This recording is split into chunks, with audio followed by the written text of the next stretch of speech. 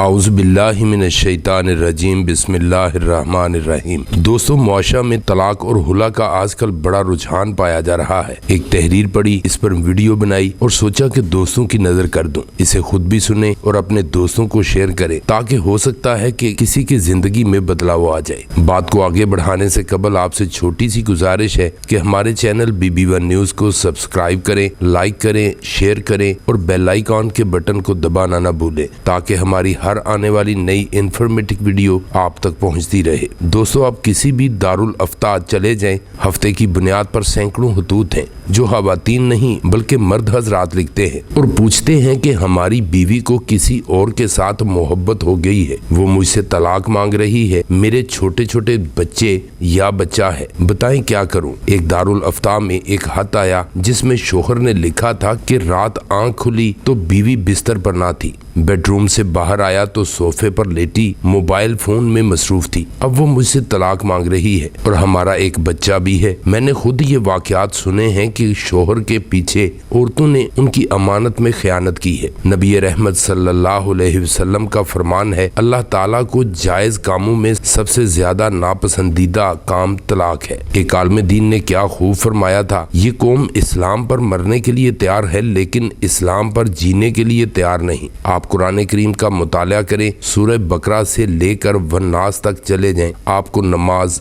روزہ، حج، زکوٰۃ میں سے کسی ایک فرض کی تفصیلات نہیں ملیں گی۔ آپ کو یہ تک نظر نہیں آئے گا کہ نماز کا طریقہ کیا ہے، آپ کو ان عبادات کی تسبیحات تک نہیں پتہ چل پائیں گی، لیکن نکاح، طلاق، خلا، شادی، ازدواجی زندگی، میاں بیوی کے تعلقات، گھریلو ناچاکی، کم یا زیادہ اختلاف کی صورت میں کرنے کے کام، آپ کو سارا کچھ اللہ تعالیٰ کی اس مقدس کتاب میں مل جائے گا جس کو ہم اور آپ چوم چوم کر رکھتے ہیں۔ آپ مان لیں کہ ہمارے معاشرہ میں طلاق اور خلا کی سب سے بڑی وجہ عدم برداشت ہے۔ حضرت عمر فاروق رضی اللہ تعالیٰ عنہ فرماتے ہیں، جب دین میں آتا ہے تو گویا گھر کی دہلیز تک آتا ہے، لیکن اگر گھر کی عورت میں دین آتا ہے تو اس کی 7 نسلوں تک دین جاتا ہے۔ قربانی، اثار، احسان، درگزر، معافی، محبت اور عزت، یہ اسلام اور قرآن کی ڈکشنری میں آتے ہیں۔ کمال تو یہ ہے کہ ان جوڑوں کی طلاق زیادہ جلدی ہو جاتی ہے جو جوائنٹ فیملی میں نہیں رہتے۔ خواتین کی نہ ختم ہونے والی خواہشات نے بھی معاشرہ کو جہنم میں تبدیل کر رکھا ہے۔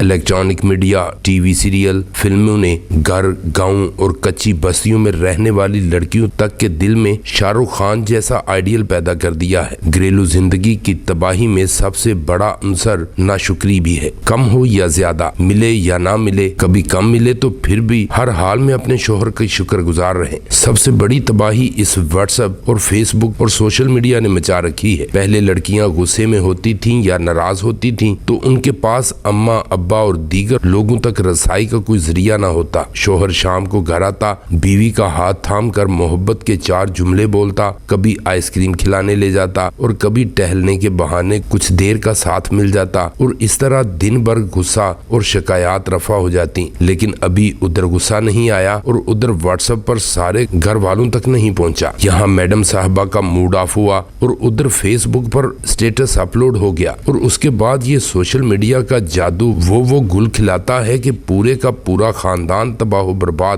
ہو جاتا ہے یا نتیجہ خودکشیوں کی صورت میں نکلتا ہے۔ مائیں لڑکیوں کو سمجھائیں کہ خدا را اپنے شوہر کا مقابلہ اپنے باپوں سے نہ کریں۔ ہو سکتا ہے آپ کا شوہر آپ کو وہ سب نہ دے سکے جو آپ کو باپ کے گھر میں میسر تھا، لیکن یاد رکھیں آپ کے والد کی زندگی کے 50-60 سال اس دشت کی سیاہی میں گزر جاتے ہیں اور آپ کے شوہر نے ابھی اس دشت میں قدم رکھا ہے۔ آپ کو سب ملے گا اور انشاءاللہ اپنی ماں سے زیادہ بہتر ملے گا۔ اگر نہ بھی ملے تو بھی شکر گزاری کی عادت ڈالیں، سکون اور اطمینان ضرور ملے گا۔ بیویاں شوہروں کی اور شوہر بیویوں کی چھوٹی چھوٹی باتوں پر تعریف کرنا اور درگزر کرنا سیکھیں۔ زندگی میں معافی کو عادت بنا لیں۔ خدا کے لیے باہر والوں سے زیادہ اپنے شوہر کے لیے تیار ہونے اور رہنے کی عادت ڈالیں۔ ساری دنیا کو دکھانے کے لیے تو خوب میک اپ، لیکن شوہر کے لیے سر جھاڑ منہ پھاڑ ایسا نہ کریں۔ خدا کو بھی محبت کے اظہار کے لیے 5 دفعہ آپ کی توجہ درکار ہے۔ ہم تو پھر انسان ہیں، جتنی دفعہ ممکن ہو محبت کا اظہار کریں، کبھی تحفے تحائف دے کر بھی کیا کریں۔ قیامت کے دن میزان میں پہلی چیز جو تولی جائے گی وہ شوہر سے بیوی کا اور بیوی کا شوہر سے سلوک ہوگا۔ یاد رکھیں، مردگی گھر میں وہی वही हैसियत है जो सरबराह हुकूमत की रियासत में होती है। अगर आप रियासत की बेहतरी की बजाय हर वक्त सरबराह से बगावत पर आमादा रहेंगे तो रियासत का कायम रहना मुश्किल हो जाएगा। जिसको अल्लाह ने जो इज्जत और मुकाम दिया है, इसको वही इज्जत और मुकाम देना सीखें,